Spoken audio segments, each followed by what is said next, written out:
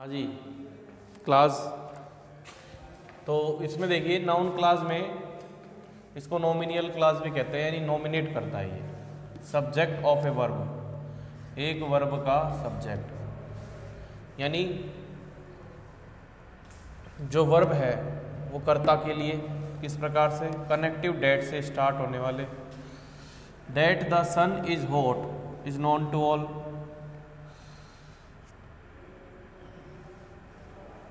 ठीक है, that the sun is hot is known to all कि जो अब यहाँ पे जो डेट आया है वो किसके लिए आया है, सन के लिए। अब जैसे कि इसमें एक और लिख सकते हैं कि आई नो ए पर्सन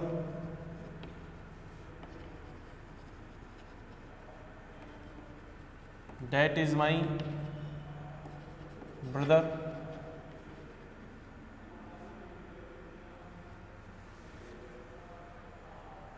यानी डेट द, इसको देखो, that the person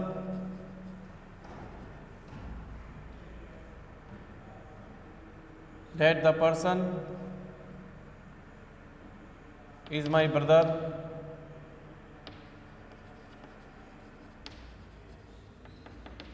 is known to me। ठीक है, फिर आ जाता है देखो WH वर्ड से। WH, अब इसमें जो डेट है बस इसमें ये ध्यान रखे कि ये सब्जेक्ट ऑफ ए वर्ब यानी नाउन का मतलब होता है संज्ञा के लिए। अब ये है सन, एक संज्ञा है नाउन, उसके लिए डेट आ रहा है।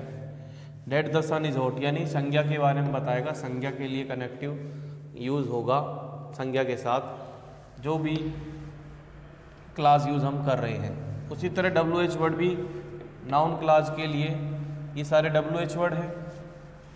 इनका आपको अपनी लैंग्वेज में, खुद की लोकल लैंग्वेज में इनका अर्थ आना चाहिए। जैसे ये हु कौन, हुज किसका, whom, what, which, when, where, why, how.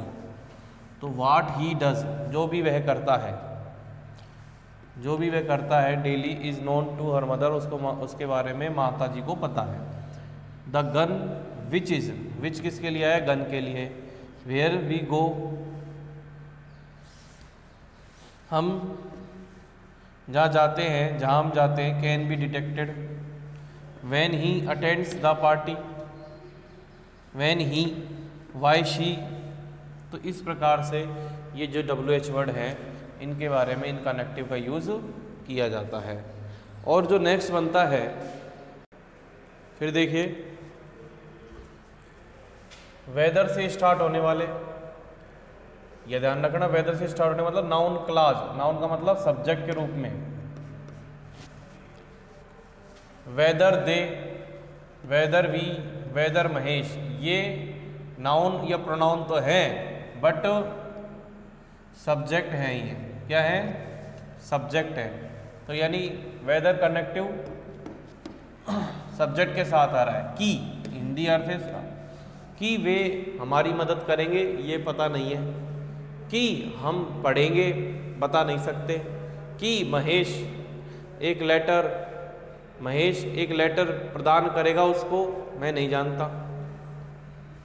अब आ जाते हैं दूसरा ऑब्जेक्ट। ऑब्जेक्ट के लिए कनेक्टिव यूज होंगे, यानी डेट।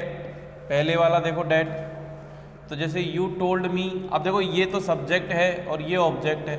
अब ऑब्जेक्ट के साथ बाद में आ रहा है, ठीक है, अब ऑब्जेक्ट के लिए आ रहा है। अब ऑब्जेक्ट के लिए यहाँ भी देखो, शी नोज वा डेट, ठीक है, शी टोल्ड, ये शी नोज। अब ये यहाँ पे इससे हमने पहले बताया था कि सब्जेक्ट के लिए आ रहा था डेट, यहाँ पर ये ऑब्जेक्ट के लिए आ रहा है।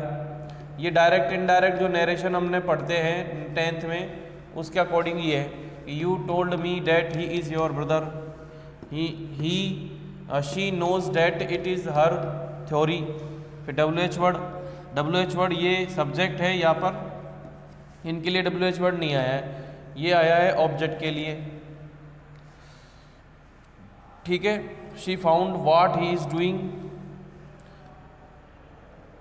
Mahesh asked me what he had done. इस प्रकार से WH वर्ड अब उसी प्रकार जो नेक्स्ट आता है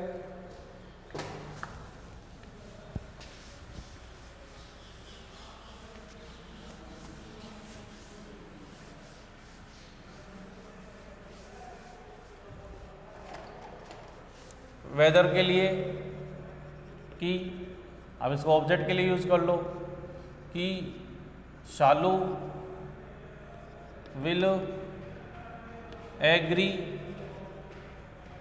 शालू will agree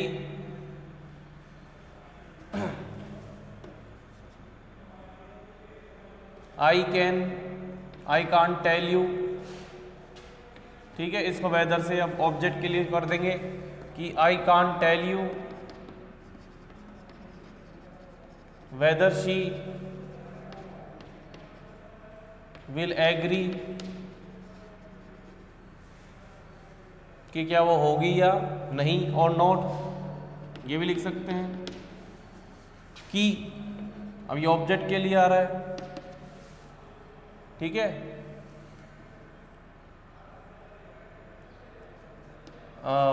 we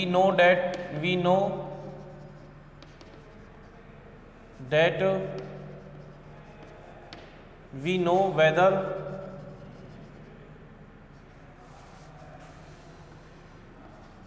he will provide money or not। तो यहाँ पर वेदर ऑब्जेक्ट के लिए आ रहा है, सब्जेक्ट के, ये सब्जेक्ट है ध्यान रखना, इनके लिए नहीं आ रहा, ऑब्जेक्ट के लिए आ रहा है। ठीक है, इस प्रकार से अब इसका थोड़ा कंपैरिजन देख लो। कंपैरिजन किस प्रकार से, एक एक सेंटेंस देख लेते हैं। सबसे पहले हमने देखा कि that the pen is expensive is known to me, यानी मैं जानता हूँ पेन महंगा है। अब इसको क्या है, ये तो सब्जेक्ट के लिए है, अब इसका ऑब्जेक्ट की तरह हमने ऑब्जेक्ट के लिए पढ़ रहे। ठीक है, इसी को अब ऑब्जेक्ट के लिए पढ़े। I know that pen is expensive, ये ऑब्जेक्ट के लिए हो गया, ये सब्जेक्ट के लिए यूज हो रहा है, ये ऑब्जेक्ट के लिए यूज हो गया। फिर हमने WH वर्ड पढ़ा था, व्हाट ही इज डूइंग,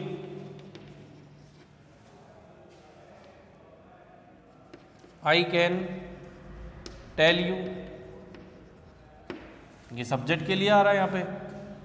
फिर इसको ऑब्जेक्ट के लिए कर दो कि I can tell you what he is doing, ये ऑब्जेक्ट के लिए यूज हो रहा है। फिर वेदर का हमने बता ही दिया, और देख लो वेदर शी कम्स, कि वो आएगी नहीं आएगी, आई डोंट नो, या फिर इज डाउटफुल। ठीक है, इसको लिख देंगे it is doubtful whether she comes or not।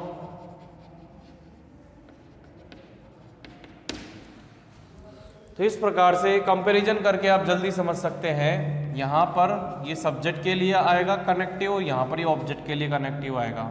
तो ये डेट है, WH वर्ड है और वेदर है, ये तीनों चीज़ों के बारे में हमने अकॉर्डिंग टू सिलेबस आपके बता रहे हैं। यहाँ पर डेट सब्जेक्ट के लिए आया है, यहाँ पर व्हाट सब्जेक्ट के लिए है, वेदर सब्जेक्ट के लिए है, यहाँ पर भी मतलब ऑब्जेक्ट के लिए आया है, इधर भी व्हाट WH वर्ड जो है वो ऑब्जेक्ट के लिए आया है, यहाँ पर भी ये ऑब्जेक्ट के लिए आया है। तो इस प्रकार से आप इनका कंपैरिजन करेंगे तो आपको ये बिल्कुल सब्जेक्ट किस प्रकार से सब्जेक्ट के लिए आएगा नाउन क्लास में, किस प्रकार से ऑब्जेक्ट के लिए आएगा नाउन क्लास में। ठीक है भाई, फिर देखिए कॉम्प्लीमेंट ऑफ ए वर्ब। अब देखो कॉम्प्लीमेंट क्या होता है।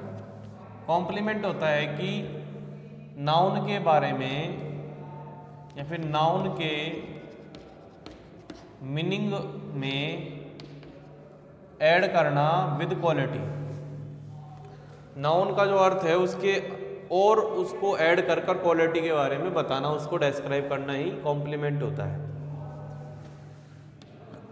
अच्छा बुरा जैसे भी है।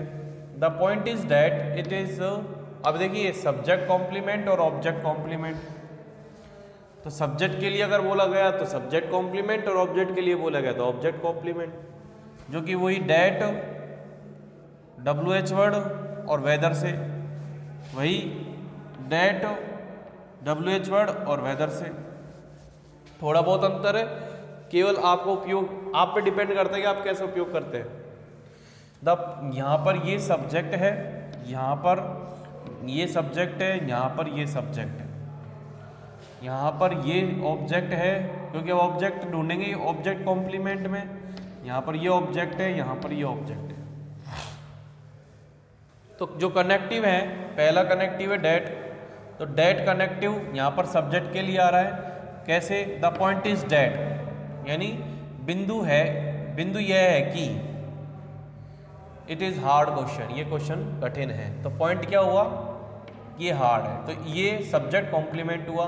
और डेट किसके लिए आया? सब्जेक्ट के लिए। द क्वेश्चन इज, प्रश्न ये है कि कैसे हम इसको कर सकते हैं। तो प्रश्न के लिए आ रहा है कि हमको इसको कैसे कर सकते हैं, तो यहाँ पर सब्जेक्ट के लिए आया। द फैक्ट, तथ्य ये है कि तुम इसको प्रीफर करते हो या नहीं। तो वेदर किसके लिए आया? सब्जेक्ट के लिए। और यहाँ पर ये कॉम्प्लीमेंट का अर्थ होता है, तो पॉइंट को डिफाइन कर रहा है। पॉइंट ये है कि क्वेश्चन हार्ड है, और क्वेश्चन ये है कि हम इसको कर सकते हैं नहीं कर सकते। फैक्ट ये है कि तुम इसको प्रीफर करते हो नहीं करते हो। अब यही चीज़ें ऑब्जेक्ट बन जाती हैं किसी सेंटेंस में। तो और उसके साथ जब कोई कनेक्टिव आता है, डेट, विच एंड वेदर, तो वो ऑब्जेक्ट कॉम्प्लीमेंट होता है। मैं यहाँ पर तो ये सब्जेक्ट है, मैं जानता हूँ इस बिंदु को, तो ये ऑब्जेक्ट हो गया। उसके लिए डेट आ रहा है, डेट पॉइंट के लिए आ रहा है, मगर यहाँ पर ये ऑब्जेक्ट बन गया है, ध्यान रखना। मोनू आज के क्वेश्चन, अब ये क्वेश्चन इधर सब्जेक्ट था, इधर ये क्या हो गया? ऑब्जेक्ट हो गया। अब ऑब्जेक्ट के लिए तो ऑब्जेक्ट कॉम्प्लीमेंट हो गया। ठीक है, कॉम्प्लीमेंट सबका समान है। यहाँ पे मैंने अलग नहीं लिखा है जिससे आपको समझ में आए। अलग अलग में कोई कंपैरिजन से आप बहुत अच्छे से समझ सकते हैं। उसी तरह यहाँ पर वेदर देख लो, वेदर ऑब्जेक्ट, यहाँ पर ऑब्जेक्ट के लिए कॉम्प्लीमेंट, तो ऑब्जेक्ट के लिए वेदर, विच और डेट आ रहा है। यहाँ पर सब्जेक्ट के लिए कॉम्प्लीमेंट है, तो डेट, हाउ और जो वेदर है वो सब्जेक्ट के लिए आ रहे हैं। ओके, कॉम्प्लीमेंट हमने आपको बता दिया। कॉम्प्लीमेंट के में अब ये कॉम्प्लीमेंट है, इसकी अंडरलाइन क्या कर रहा हूँ, ये सब कॉम्प्लीमेंट है। ठीक है, फिर आगे देखिए, object of a preposition. Preposition आप जानते ही हैं, up, from, down, to, for, ये सारी प्रीपोजिशन है। एट,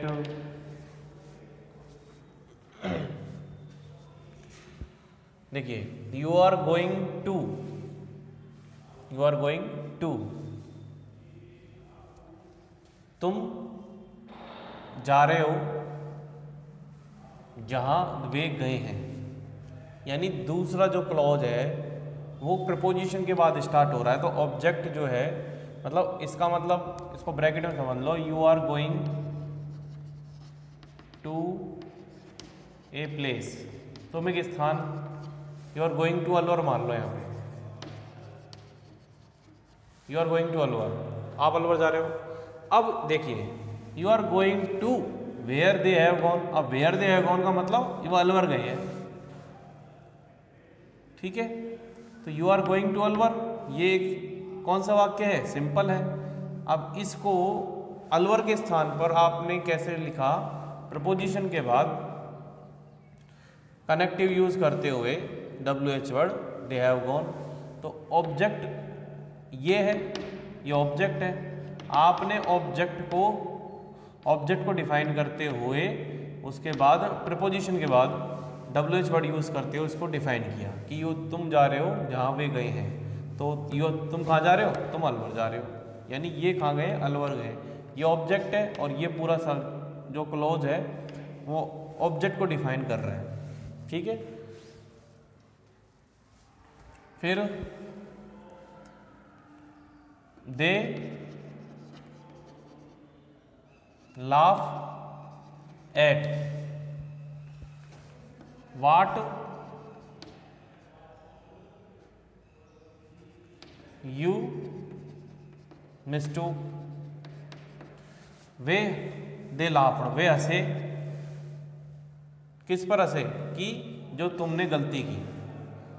ठीक है, तो इसको अपन कैसे लिख सकते हैं, दे लाफ्ड एट वाट यू मिस्टूक। इसको अपन क्या करेंगे, ऑब्जेक्ट बना देंगे सरल वाक्य में, तो आपको समझ में आएगा कि दे लाफ्ड एट योर मिस्टेक।